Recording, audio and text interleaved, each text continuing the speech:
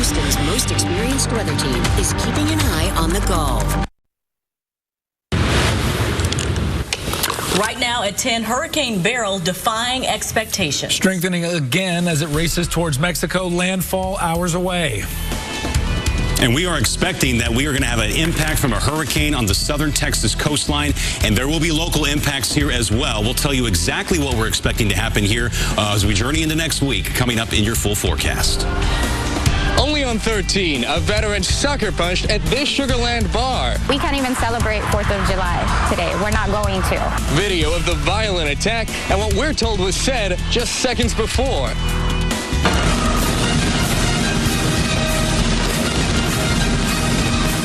Incredible fireworks finale at Shell Freedom over Texas. Now the mad dash to get home. We're live with the best moments and the ones you missed. It's all right now at 10. All right, it's Houston. ABC 13 Eyewitness News starts now. As Houston celebrates the 4th of July, we have our eye on the Gulf. You just watched Shell Freedom over Texas live here on ABC 13. We will take you back there live in just a few minutes because first, we do need to update you on Hurricane Beryl and the new forecast track that just came in.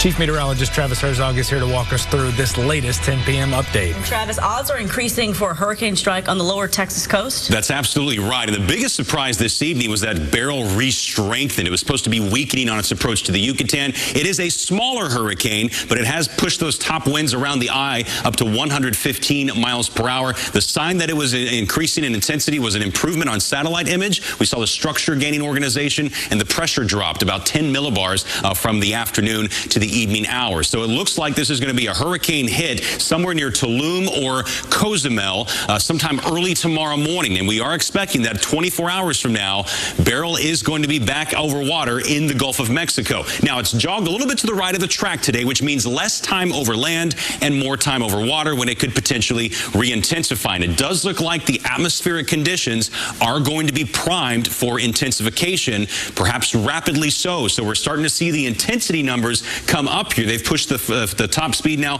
up to 80 miles per hour with a landfall likely somewhere on the Texas coastline. Lower Texas coastline near the border is the most likely spot at this time, but we can't rule out as far up the coast as around Matagorda Bay. It just kind of depends on what this thing looks like on the other side of the Yucatan Peninsula. And then it continues to lift northward and slow down to a crawl at times, and that's going to increase the threat of heavy rainfall, including here in southeast Texas. Now, these are the computer model tracks, and notice how almost all of them are to the right of the cone.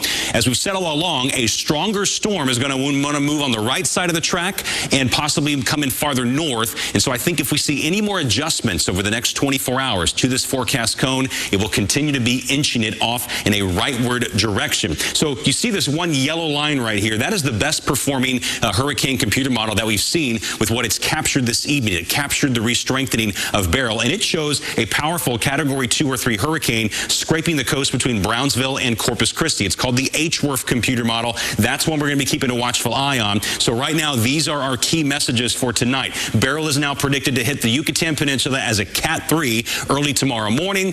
Hurricane and tropical storm watches are likely to be issued for parts of the Texas coastline some point tomorrow by the National Hurricane Center. The exact landfall point and where the worst hazards occur along the coast still uncertain at this time, unfortunately, and heavy rain is likely to impact us here in southeast Texas. So we've issued an ABC 13 weather watch Monday through Thursday. We think that will be our prime window for impacts, and we do expect a surge along our local coastline as well. We'll talk about the 4 hazards a hurricane produces and what are our chances of receiving them coming up in your full forecast.